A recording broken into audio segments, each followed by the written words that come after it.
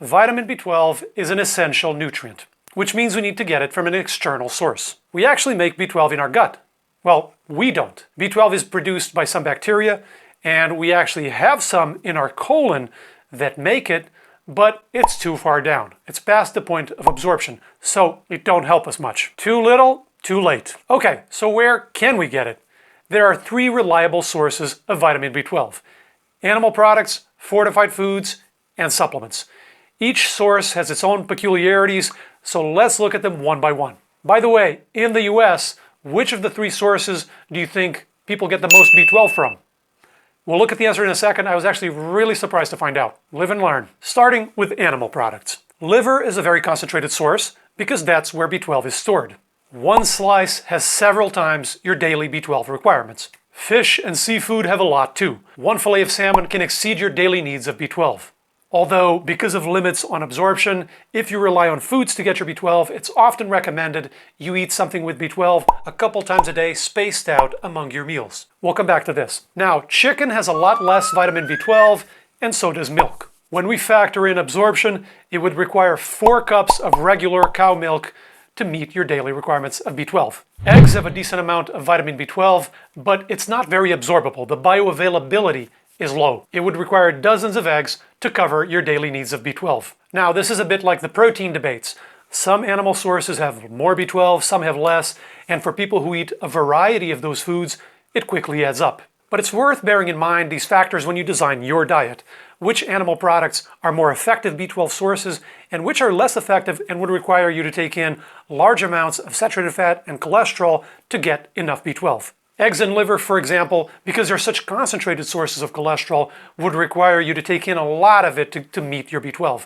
Whereas fish, on the other hand, seems like a more effective B12 source overall. Also, there's this idea that B12 supplements are a vegan thing, and if you eat any animal products, you're fine. Not necessarily. Depends which ones and how much. For vegetarians, for example, we saw milk and eggs are not the best sources, so bear that in mind and plan accordingly. Also, in animal products, B12 is bound to protein, and the acid environment in your stomach breaks them apart so you can absorb the B12. Whereas the B12 in fortified foods and supplements is in free form, not bound to protein. So the stomach acidity is not a factor for those sources. What happens with age is stomach acidity starts to come down. So it's not uncommon for people above 50 or 60 to start having some difficulty getting enough B12 from animal foods and start turning to the other 2 sources, fortified foods and supplements. Also, some medications like proton pump inhibitors, which reduce your stomach acid, and some medical conditions can also lower your stomach acidity. So if you rely on animal products to get your B12, you want to keep an eye on those factors.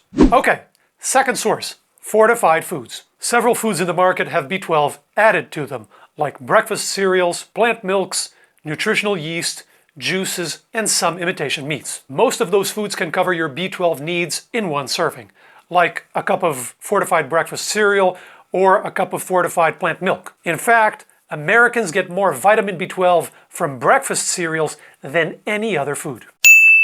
Now, although those foods contain a ton of B12, there's that pesky absorption issue we touched on before. Our gut can't absorb all the B12 we take in. The receptors on our gut wall saturate pretty quick. So whether you rely on animal foods or fortified foods for B12, it may be prudent to eat a B12 containing source 2 or 3 times a day, spaced out across your meals. For fortified foods, this could be a bowl of cereal for breakfast and a cup of plant milk later on. Okay. What if you're lazy, like me, and you don't want to bother and you just want something quick and simple? Let's look at the third source, supplements. Every time I talk about B12, I think people already know all of this. There's no way somebody's going to cut back on animal products and not ensure another source of B12. But then I look at the stats and I pick up my chin from the floor. Some studies find over 60% of vegetarians are B12 deficient. 55% among children. Omnivore populations have surprisingly high rates of B12 deficiency too. So it's a stark reminder to make sure we inform people about this crucial nutrient. Our B12 stores last a couple of years, so it can take a little while for a B12 deficiency to set in. But once it does, it's no joke. Vitamin B12 is critical for red blood cell production, brain function, and cardiovascular health. And we don't want to mess with those. Common symptoms of B12 deficiency include fatigue, weakness, numbness, pale skin, memory loss, and tongue swelling. If you think you may be deficient, you can test your B12 levels. There are even test kits for sale online. By the way, it's possible to have B12 deficiency and have normal B12 levels. I know, it's a little weird. What happens is the levels in the blood can be normal, while the levels in the tissues, in the cells where it actually counts, are already low. A more sensitive test of your B12 status is called methylmalonic acid. And if you're investigating B12 status, talk to your doctor about it. Maybe he or she can prescribe that test. So the take-home message here is, whatever you choose to eat, make sure you get enough B12. Okay, Mom, what type and how much? There's a pill you swallow and there's a tablet you let dissolve slowly in your mouth. They've been tested head-to-head, and it was a tie. Both work fine, so choose the one you like. There's also a liquid form, sometimes in spray. Only drawback is a shorter shelf life. And then there's B12 shots. People with special conditions like pernicious anemia may need them, but for most people, the oral route is fine. Also, most supplements contain a form of B12 called cyanocobalamin, which works fine, but it's a little bit hard on the kidneys, so if you have kidney issues, it might be better to get a form called methylcobalamin instead. It's written on the vial in the back in the components which molecule it contains, so you can double check. Okay, how much? The recommended dietary allowance, or RDA, is 2.4 micrograms. A microgram is 1,000,000 times less than a gram. Yeah, we need tiny amounts of B12. So it goes gram, 1,000 times less than that is a milligram, and 1,000 times less than that is a microgram. And we need 2.4 of those. Some authors recommend getting a bit more, 4 to 7 micrograms. That's for adults. For children, it's less, depending on age.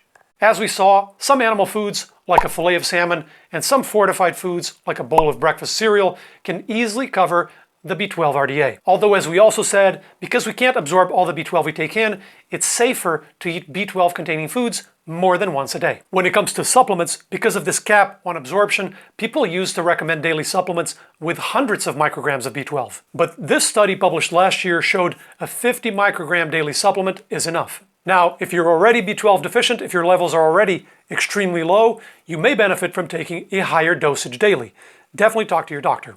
Okay, what if you're lazy, like me, and you don't want to take it daily? They also looked at that, and 2,000 micrograms once a week covered it. Now, for those of you going, that doesn't make any sense. If it's 50 a day, it should be 350 a week, not 2,000. First of all, settle down, Good Will Hunting. And second, you're right, it is proportionally more. Because of that cap on absorption, the more we take in, the smaller the percentage we absorb. So the 2,000 is to make sure you get enough for the whole week. Okay, how much does this all cost? What's the damage? Here's a random example, basically Googled it.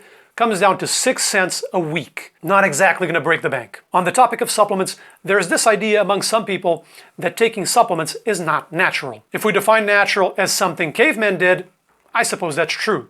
But by that definition, nothing we do is natural. The plants and the animals we eat weren't around back then. Taking antibiotics when you have an infection, having surgery if something bursts inside, anesthetics, vaccines, wearing shoes, watching videos on electronic devices. We make all of these decisions based on risk-benefit analysis, pros and cons, not on whether cavemen did it. Also, as we know, most people in our society eat factory-farmed meats, and those animals are often given B12 supplements. So most people getting B12 from animal products are basically getting it from supplements. Bottom line, all the three sources are effective for getting enough B12 if you plan accordingly.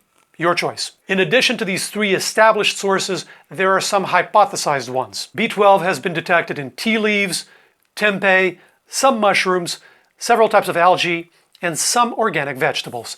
The plants seem to absorb the B12 from the manure. There is also duckweed, which was big news in 2019. The problem with these sources is some have very low B12 amounts, which wouldn't really make them practical sources. But the main problem is their human activity is uncertain. Some forms of B12 are inactive in humans. So for each source, we want to make sure not just that it contains B12 or that it's absorbed, but that it's actually functional in living, breathing humans. This is not to say you cannot get B12 from those sources, but with the current evidence, they're not your safest bet. You're better off sticking with one of the established three. So there you have it. Options galore.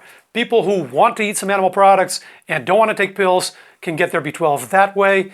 People who want to avoid animal products and prefer to do something daily can do the small dose supplements or the fortified foods.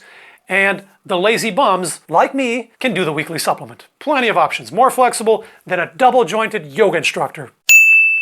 For more info on supplements, check out this video where I talk about omega-3s and healthy fats.